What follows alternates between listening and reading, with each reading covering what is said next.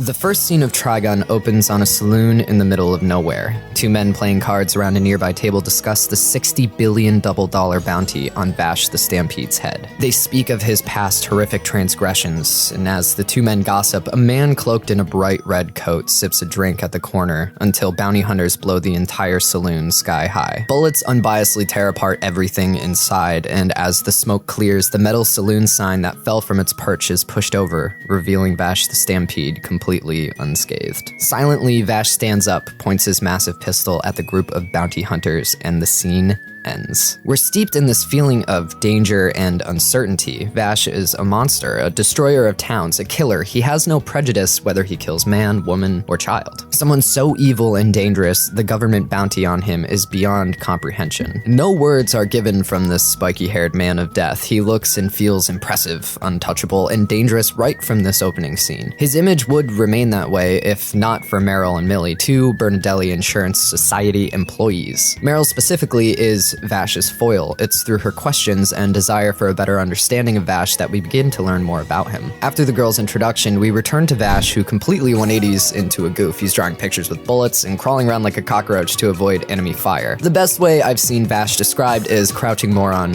hidden badass. His antics are hilarious, but he knows his way around a gun. After a quick battle, Vash reveals a deep weakness. Actually, I can't stand blood. Just the very sight of it makes me feel a little faint. This is backed up by his consistent need to say he's a hunter of love and peace. The first episode is a masterpiece in writing and direction, engaging from the start but leaving many questions to be answered in the future. It also gives a glimpse into Vash's paradoxical nature. He's funny, kind-hearted, and can't stand violence, yet he's being hunted for destroying entire towns and is likely the best gunslinger on the planet. This doesn't add up. How could someone like Vash destroy an entire town? Someone who can't even handle a little blood. He has two sides to himself. He has two faces, two types of expressions, similar to One Punch Man's Saitama, a serious one and a goofy one. They're completely distinct from the other, shifting the tone of each scene with ease. Trigun continually puts Vash in increasingly dangerous and life-threatening situations. However, he perseveres unimpeded by every obstacle in front of him while never sacrificing the lives of others, including those who are trying to kill him for his bounty or otherwise. His moral code, to never sacrifice life, is the rope he's bound by. He's willing to go to great lengths to not break that code. Vash gets hurt, blood spills from his figure, scars and injuries uncounted are revealed whenever he removes his shirt, quite literally exposing himself, and each one marked upon him is a token reminder that the decision to never kill comes with a price. Hell, he's even missing an entire hand that's been replaced by an intricately concealed machine gun. These past injuries were obtained while working to ironically not kill his attackers. It would seem that Vash has a hero complex, a need to help others even if they don't ask for it, and he does so without ending a single life. He's kind of like space cowboy Batman with a voice that doesn't sound like his balls are so big that they're dragging on the floor. Oh, that's an amazing coincidence! And this respect for life, or fear of taking it, becomes his most prominent character trait. However, we aren't given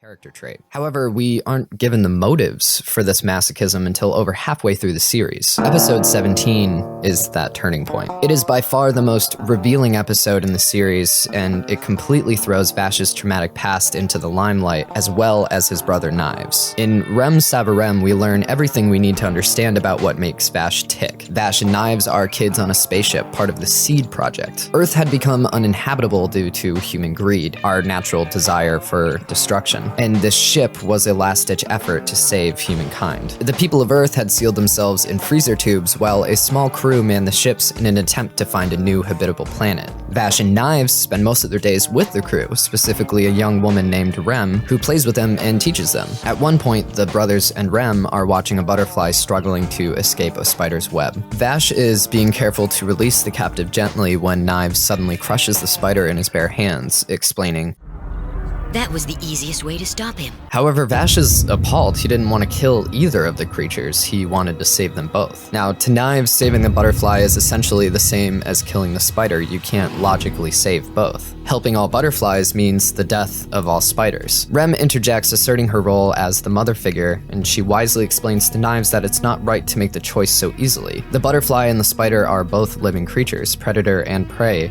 both have a right to life. Knives is unfazed. To him, saving both will always be a naive contradiction. In anger for his lack of empathy, Vash attacks his brother. The two aren't able to comprehend each other's thinking, which is step one in creating an enemy and starting a war. This idea of whether or not we can choose who lives and dies is pushed to an ultimatum during a latter event on the ship. A deranged crewman has Knives at gunpoint and is accusing the boy of being responsible for the death of the person the crewman just shot. Rem comes between the two, staking her life on her next words. No one has the right to take the life of another. You don't want to kill him. Yet the onlooking captain opens the airlock and sucks out the gunman to save Rem. This situation highlights both Vash and Knives' thinking. Vash taking after Rem, Knives more in line with the captain. Unfortunately, the captain's actions stood as proof that killing can protect, and this is a lesson an angry young man took to heart. Knives sabotages the ship in an attempt to crash it into the planet they're orbiting. In one action, dooming all of mankind yet again while simultaneously letting Vash and himself live. It's a cold and calculated move. Emotion has no part in his plan. Logically, humans would act like a virus on this planet just like they did on Earth and end up destroying it and each other once again. But the brothers would be safe because they aren't humans. The two are in fact hyper-intelligent interdimensional plants used as a source of power and energy. It's a little trippy, but they are basically living tools for humanity. Their original purpose was to power whatever planet the ships would land on. However, Vash and Knives are sentient as well as independent, whereas most of the other plants obviously aren't. It's why they can live outside of special light bulb reminiscent containers that are typically required for plants to survive. Ironic how the two mirror our relationship with plants. So many heal and so many hurt, but all are necessary for life to continue in our habitat. In an attempt to resolve Knives' actions, Rem corrects the course of the failing ships, allowing their downward thrusters to extend and saving the humans frozen aboard. However, this comes at the cost of her life. Breathing color into her final unspoken philosophy, your life is the only life you may choose to sacrifice because it is yours. Rem's incineration was the igniting spark for eternal flames of philosophical war between Vash and Knives. The agony etched on Vash's body reflects that of his mind. Losing his mother figure because of his brother's actions was bad enough, but the trials that came after were also excruciating, particularly the destruction of July City, an event which happened 100 years after the ship landed on Gunsmoke. One does not simply receive a $60 billion double-dollar bounty on his head for nothing. The destruction happens during a flashback. Vash still isn't in control of the intense power that his gun is able to unleash from his body. In a showdown with Knives, he unintentionally wiped out the entire town, ending not just one life, but many. Precious lives, irreplaceable lives. The man, ravished by the anguish of his own actions, is who we find in a red trench coat in a dusty saloon in episode 1. His uncontrollable outburst, in complete conflict with his morals and his entire existence, is bound to atoning for his sin. Vowing on Rem's memory to never kill anyone ever again, his catchphrase cry of love and peace tainted by his past. His traumatic experiences of his youth mixed with his destruction of July are the motives which fuel him forward. However, it can't last. Unfortunately, Trigun is not about solving issues with non-violence. It's touched upon thematically, but the introduction of Knives' minion Legato ensures that we know what the real message is. Legato is a villain.